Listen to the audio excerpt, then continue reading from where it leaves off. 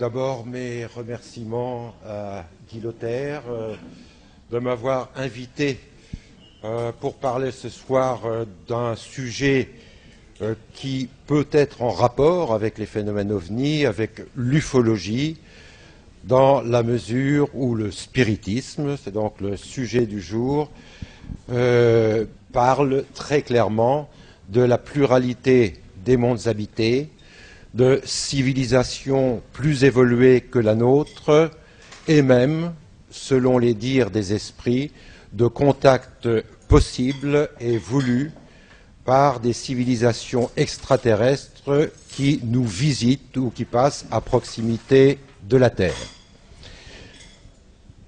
Mais j'en viens tout d'abord au sujet, je reparlerai de cette possibilité au terme de cette conférence.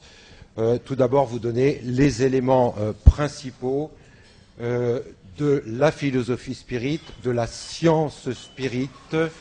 Alors, cela peut paraître un peu prétentieux de parler de philosophie et de science, surtout quand on a affaire à des intellectuels ou des scientifiques qui nous diront, et qui diront la même chose pour l'ufologie, que nous sommes dans des domaines plutôt surnaturels et qui ne devraient pas faire partie de la philosophie ou de la science, mais nous revendiquons ce titre, d'autant plus que le fondateur du spiritisme que fut Allan Kardec au XIXe siècle avait mené une étude très approfondie. Il s'était rendu compte que les esprits des morts pouvaient se manifester de façon intelligente, pouvaient apporter des informations et pouvaient dire en quelque sorte ce qu'était l'au-delà, ce que l'on devenait après la mort, et donner aussi des indications, des notions de métaphysique tout à fait importantes par rapport à toutes les grandes questions qui se posent depuis l'aube de l'humanité, depuis Platon, Socrate et tous les autres jusqu'à aujourd'hui. Alors j'en viens tout d'abord, je vais faire un résumé très rapide de chaque sujet que je voudrais aborder et qui mériterait une conférence. Je vais donc résumer quelques aspects et tout d'abord notre histoire, comment nous avons commencé. Notre association Cercle Allan Kardec a 38 ans d'existence aujourd'hui, a été créée au départ dans la ville de Nancy, 1977, sachant que les premières expériences qui ont mené à tout cela ont commencé en 1974, près d'ici, à Montfort-l'Amaury, dans les Yvelines. J'étais alors surveillant d'internat avec un collègue qui était originaire de Normandie, comme moi. On s'est retrouvés là un peu par hasard, mais il n'y a pas vraiment de hasard. Et il s'est avéré que, à l'époque, comme aujourd'hui, beaucoup de gens s'amusaient à faire des petites expériences avec un alphabet pour essayer de communiquer avec les morts. Nous avons eu vent de cela et pour essayer, pour s'amuser presque, nous avons décidé, avec un alphabet et puis une petite boîte d'allumettes, en posant le doigt dessus, d'invoquer les esprits. Et là, à notre surprise, eh bien, le doigt de mon camarade de surveillance, Michel Pantin, s'est mis à trembler sur la boîte d'allumettes et à entraîner cette boîte d'allumettes vers les lettres. J'ai retenu les lettres qui étaient dictées et dans un tout premier message, un premier essai, est arrivé un nom, Béatrice Hubault, et un bout de phrase, guillotinée sous Vendémiaire. La première expérience s'est arrêtée là. Il est évident que le lendemain, on a continué, on s'est pris au jeu. On était jeunes à l'époque.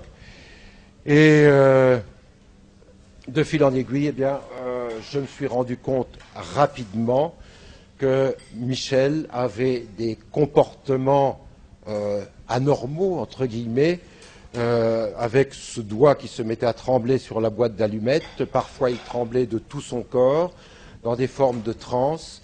Et nous ne connaissions absolument pas le sujet, mais en le découvrant progressivement, nous sommes rendus compte, en fait, que Michel était médium. Médium, nous l'avons compris plus tard, mais déjà, dans les premiers jours où nous avons expérimenté, dans une sorte de jeu, eh bien, se sont produits des phénomènes très étranges qui nous ont interpellés et qui nous ont poussés à chercher plus loin. Alors, parmi ces phénomènes étonnants, celui-ci qui arrive quelques jours après nos petits essais à la boîte d'allumettes, nous traversons la forêt de Rambouillet en plein hiver, c'était en fin février, dans la neige, en roulant très prudemment. Et c'est alors que sur le bas-côté, on voit un personnage, c'était le matin, très tôt, un personnage sur le bord de la route, en pleine neige, et en s'approchant, on voit comme un vagabond semblant surgir d'une autre époque, avec un baluchon sur le dos. Et bon, je suis passé devant très doucement à cause de la neige, on l'a regardé. Nos yeux se sont croisés et on a décidé, et à ce moment-là, on s'est regardé, on a dit, cet être-là est quand même bizarre.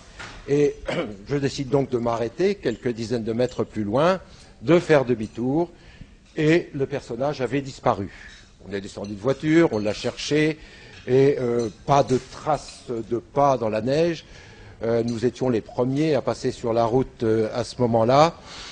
Et là, nous avons échangé notre point de vue, notre témoignage. Qu'est-ce que tu as vu? Qu'est-ce que j'ai vu?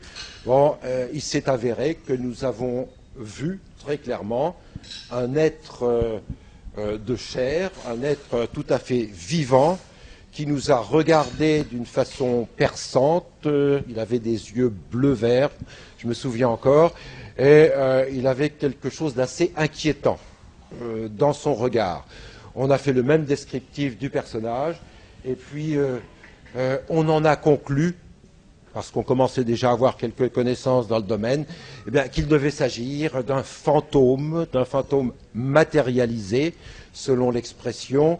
Et plus tard, on s'est rendu compte que ce style de phénomène s'était produit de nombreuses fois dans l'histoire. Donc là, on était soumis à un phénomène tout à fait étrange qui, forcément, nous a interpellés et nous a amenés à chercher plus loin. Et par la suite, nous avons découvert, évidemment, qu'il avait existé des spirites, des chercheurs en spiritisme, en métapsychie, on dit aujourd'hui en parapsychologie, et qui ont travaillé avec de grands médiums pour obtenir des phénomènes souvent spectaculaires et des phénomènes que nous avons vécus sans savoir réellement de quoi il s'agissait. Et un jour ou deux après ce phénomène, un autre phénomène nous interpelle. Nous sommes dans ma chambre de pion, surveillant.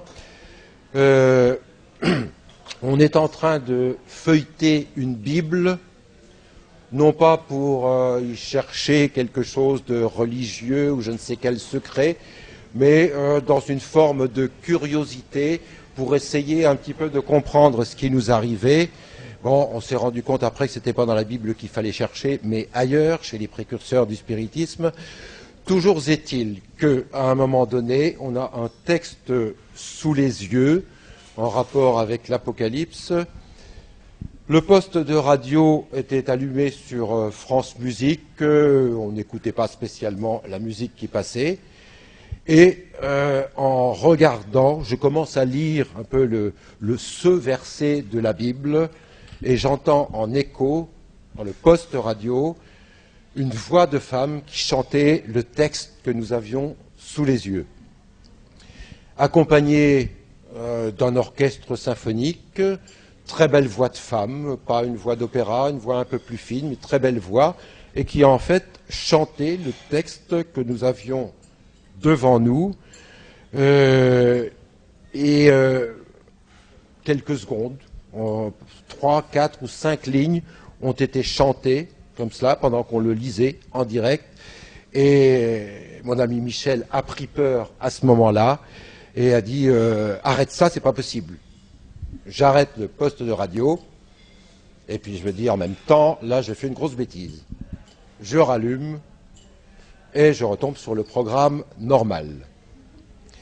Donc là encore un fait, un événement qui nous a interpellés, qui nous a conduit après à comprendre que pour produire de tels phénomènes, des esprits ont besoin d'un médium, ont besoin d'un fort potentiel que nous appelons médiumnique, qui n'est pas donné à tout le monde, et que Michel, en fait, avait ce potentiel.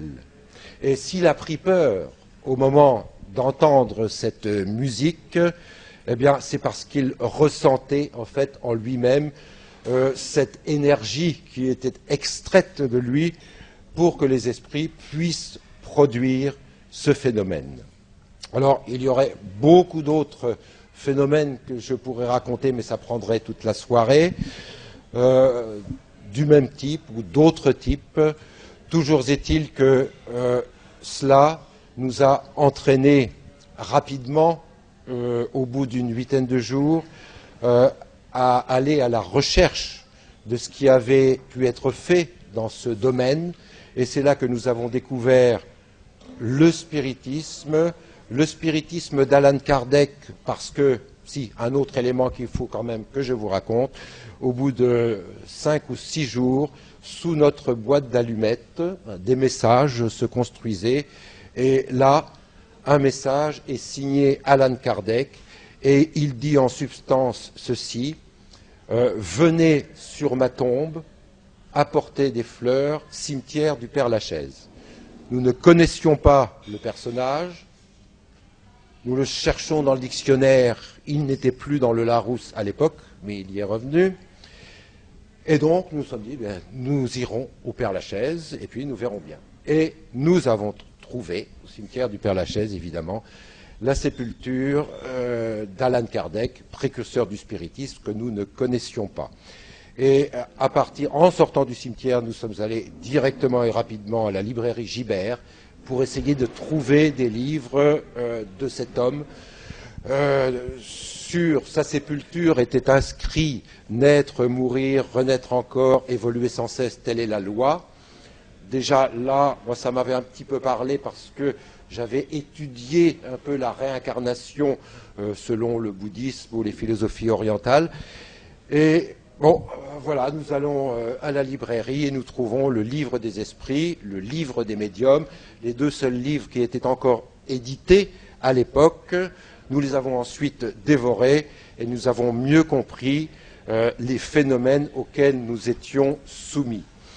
Et c'est à partir de là que nous avons décidé de continuer. On aurait pu s'arrêter après ces quelques expériences, ces quelques phénomènes vécus, et nous avons donc décidé d'étudier le sujet. Nous sommes mis en relation avec des spécialistes parisiens à l'époque s'occupant de spiritisme et de parapsychologie. Nous n'avons pas spécialement trouvé beaucoup de monde.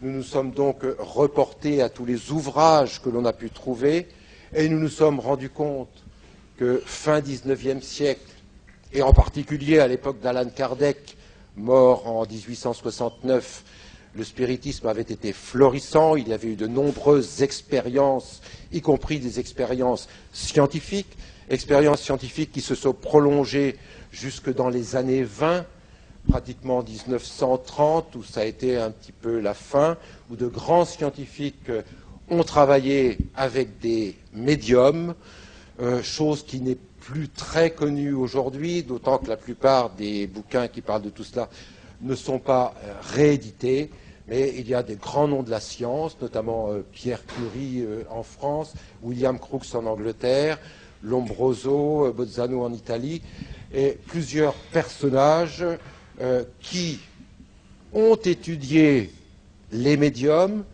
qui pour la plupart d'entre eux ont été acquis à la cause spirit, c'est-à-dire ont été convaincus qu'il s'agissait bien de la manifestation des esprits.